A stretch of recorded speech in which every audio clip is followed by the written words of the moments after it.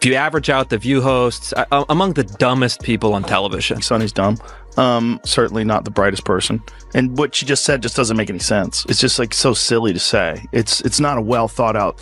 It's like if you had an idea for a premise and you like it was totally baked and half baked and you went on stage with it and it's nothing Just there. go for it. Yeah, there's nothing there. I mean, you're married. Tom, you're married. If your husband's doing something, if he's allegedly doing something like this, you guys would know if your wives were up to some nefarious stuff. Let's just not forget who she is. She's been, for years, lecturing America about morality, inequality, systemic failures, and look at her track record. How many times does she have to go on in the past 2 months and look at the camera and do a legal apology for all the stuff that she said? In today's video, we're going to take a closer look at one of the most intense moments in recent political television. It happened on The View during a heated debate between Senator Tim Scott and co-host Sunny Hostin. What began as a discussion on systemic racism quickly escalated into a fierce argument about racial inequality, personal success, and media bias. Throughout the debate, Senator Scott remained composed, armed with solid facts, while Hostin repeatedly interrupted him. This clash turned into one of the most powerful segments the show has seen in a long time. Let's explore why Tim Scott's performance is being praised as a lesson in resilience and debate. The heated exchange started when Sunny Hostin criticized Senator Scott's views on systemic racism. She accused him of ignoring the deep inequalities that many minorities still face in America. Hostin pointed to disparities in education, healthcare, the criminal justice system, housing, and the economy, suggesting these were clear signs of systemic barriers. I agree with mostly everything that's been said. I mean, we know that, only about 31% of Americans trust our healthcare system. We have a terrible healthcare system. And, doctors suffer because of big corporations as well. Doctors that want to do good, like my husband, operates on someone even though they don't have insurance and then has to sue health insurance companies to get paid for the work that he's been trained his whole life to do.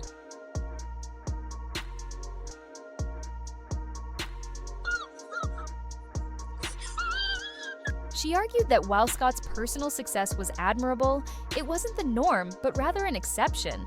Hostin's challenge to Scott's belief that such achievements are possible for everyone put her in a position to advocate for significant, structural changes.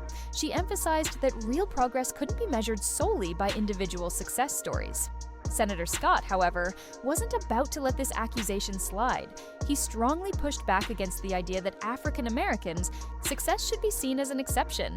He described this mindset as dangerous and insulting, saying it sent the wrong message to young people. By framing success this way, he argued, I think she hates him. Yeah, well, yeah. Okay, so we can all That's a agree on given. that. That's a given. I also think that she wants to take him out. She does not want to be the first lady anymore. They agree with you. She doesn't want to be the first lady. She destroyed the Rose Garden. Who hates Christmas? Melania Trump hates Christmas. She doesn't want to decorate for Christmas. She doesn't want to have anything to do with him. She doesn't want to sleep in the same room with him. She can't tolerate him. If you average out the View hosts, among the dumbest people on television. And it's like they say the thing that people are thinking, but they say it very directly, so they expose whatever truth. But Whoopi is certainly not the brightest person.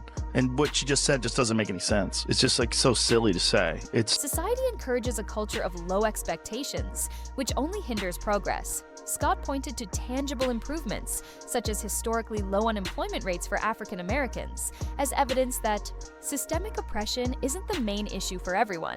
Drawing from his personal experiences, Scott emphasized the transformative power of education and argued that it was the key to unlocking opportunities.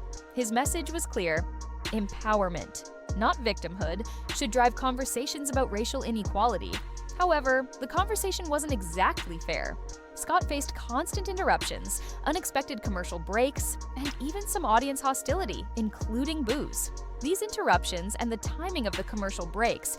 Because I do want to get back to this point with the left and Melania Trump. Why can't she just be her own woman and have separate? And she can. And so why all that criticism? I mean, that was gross from The View. And I look, agree. The View is not the litmus test of America. We don't think that. They were afraid of that remark. That was their problem. So why did they handle it that way? Seemed designed to weaken his arguments. Co-host Whoopi Goldberg also interrupted Scott several times, further adding to the sense that the debate was becoming more combative than constructive. Despite these challenges, Senator Scott remained calm and focused throughout the discussion. His ability to stay unshaken, even in the face of such pressure, is one reason many are calling his performance a masterclass in handling tough debates.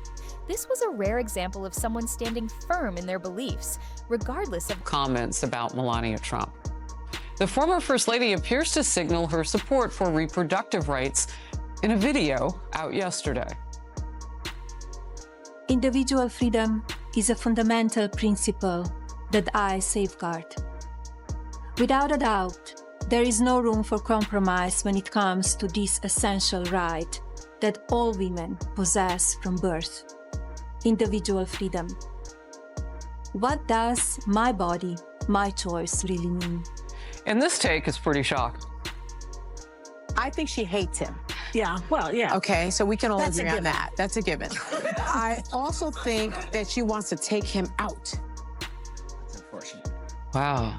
I mean, that is violent. They've got to stop talking like that about a former president who's had 2 assassination attempts. I mean, that's just... the intensity of the opposition.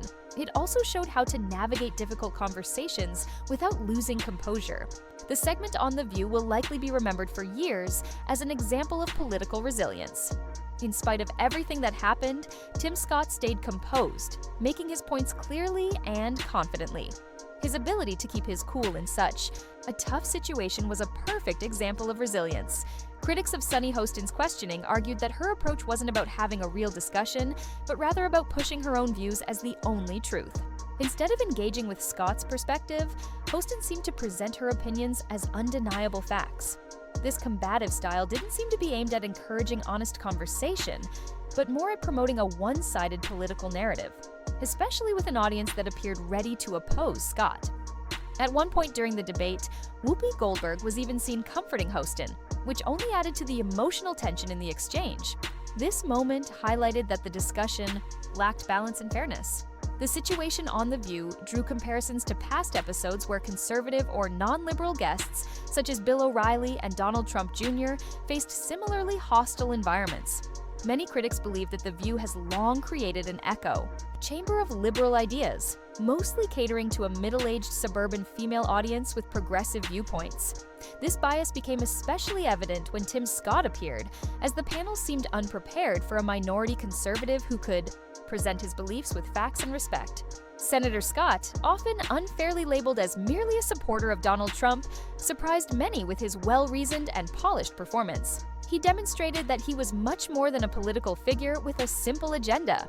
His ability to challenge the host's assumptions left the panel scrambling to keep up, proving that he could hold his own in a serious debate. This encounter wasn't just a TV moment. It symbolized the larger struggles of political discussions in America today. It showed how divided the media has become and how difficult it can be to have meaningful conversations between people with differing beliefs. For Tim Scott, this wasn't just another debate. It was an opportunity to showcase his strength as a politician. His calm demeanor, sharp thinking, and ability to stand firm against a hostile group helped him build a stronger connection with conservative voters. It also positioned him as a serious contender for a higher political role, perhaps even a vice presidential spot. His performance showed that he could handle intense situations with grace, leaving a lasting impression on those watching. This moment on The View wasn't just about winning a debate, it was about proving his credibility and demonstrating that he could stand up for his beliefs, no matter the opposition. What made this debate even more notable was how it highlighted the growing divide in political discourse. The panel seemed unwilling to engage with Scott's ideas on any level other than to challenge them. Hostin's refusal to acknowledge his facts or experiences underscored how polarized conversations about race and success have become. Instead of fostering a productive dialogue, the debate turned into a clash of ideologies, with each side entrenched in their views. Scott's performance, however, showed that it's possible to maintain civility and focus on the facts, even in such a hostile environment. In addition to its political significance, the debate also had a social element. Tim Scott's calm and respectful approach to the discussion highlighted the importance of maintaining a level of decorum when engaging in challenging conversations. His ability to stay grounded, no matter how provocative the remarks or interruptions, set a positive example for others who may find themselves in similar situations. In an era where political discussions are often marked by shouting matches and finger pointing, Scott's conduct was a refreshing reminder of the power of